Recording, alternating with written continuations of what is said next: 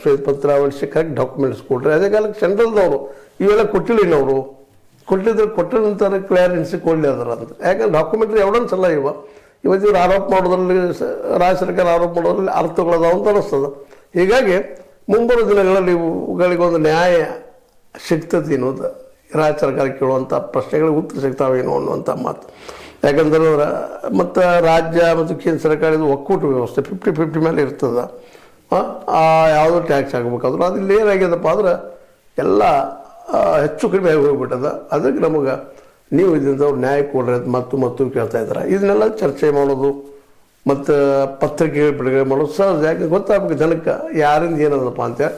But ಇಲ್ಲೂ ನಾವು ನೆನಪಿಡಬೇಕಾಗಿದೆ ರಾಜ್ಯ ಸರ್ಕಾರಗಳು ತನ್ನದೇ ಆದಂಥ ಒಂದು ಮೂಲಗಳಿಂದ ಪ್ರತಿ ವರ್ಷವೂ ಹೆಚ್ಚು ಕಡಿಮೆ 60,000 ಕೋಟಿ ರೂಪಾಯಿಗಳನ್ನು ಈ ಒಂದು ನಮ್ಮ ಗ್ಯಾರಂಟಿಗಳಿಗೆ ಇಡಬೇಕಾಗಿದೆ. 5 ಗ್ಯಾರಂಟಿಗಳಿದ್ದಾವೆ, ಅದು ನಿಮಗೆಲ್ಲ ಗೊತ್ತಿಲ್ಲ. ಈ 50,000ರಿಂದ 60,000 ಕೋಟಿ ರೂಪಾಯಿ ಅಲ್ಲಿ ಹೋಗೋದ್ರಿಂದಾಗಿ ಇದು ಹೊಡೆದು ಬರ್ತದೆ ಡೆವಲಪ್ಮೆಂಟಿಗೆ. ಮತ್ತು ಇವತ್ತು ಆರೋಪಗಳು ಸಾಕಷ್ಟು ಇದ್ದಾವೆ ರಾಜ್ಯ ಸರ್ಕಾರದ ಮೇಲೆ.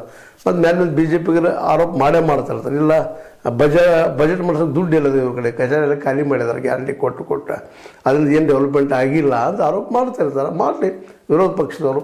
ಅದರಿಂದ ಏನು ಡೆವಲಪ್ಮೆಂಟ್ ಆಗೈತಿ ಇಲ್ಲ ಅನ್ನೋದು ತಯಾರಿಸ್ಕೊಳ್ಳೋದು ಜೊತೆಗೆ ಅಭಿವೃದ್ಧಿ ಕಾರ್ಯಗಳು ಏನು ಬಿಡುಗಡೆ ಮಾಡಿಲ್ಲ ಏನಂದ್ರೆ ಸಿದ್ದರಾಮಯ್ಯ ಅವರು ಹೇಳ್ತಾರೆ ಲಿಸ್ಟ್ ಕೊಡ್ತಾರೆ. ಅವರು ಒಂದು ನಾವು ಇಷ್ಟು ಕೊಟ್ಟಿವಪ್ಪ ಅಭಿವೃದ್ಧಿಗಾಗಿ ಡೆವಲಪ್ಮೆಂಟ್ಸ್ ಎಲ್ಲ ಕೊಟ್ಟಿದ್ದೀವಿ ಅನ್ನುವಂಥ ಮಾತಾಡ್ತಾ ಇದ್ದಾರೆ. ಒಟ್ಟಾರೆಯಾಗಿ ರಾಜ್ಯ ಮತ್ತು ಕೇಂದ್ರ ಸರ್ಕಾರಗಳಿಗೆ ಒಂದು ಅನುಕೂಲ ಆಗಿದೆ. ಯಾಕಂದರೆ ಎರಡು ಬೇರೆ ಬೇರೆ